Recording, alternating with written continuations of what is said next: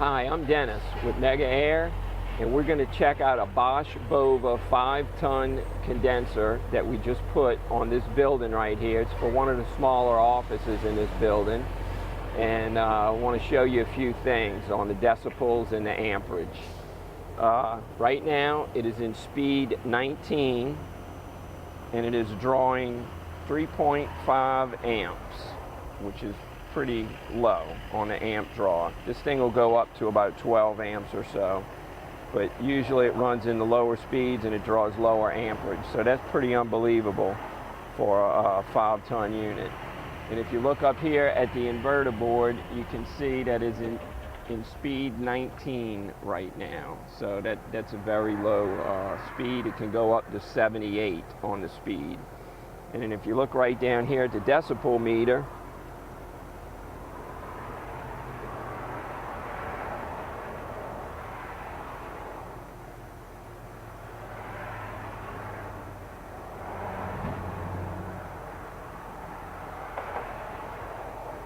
the spikes into the 70s are when cars pass.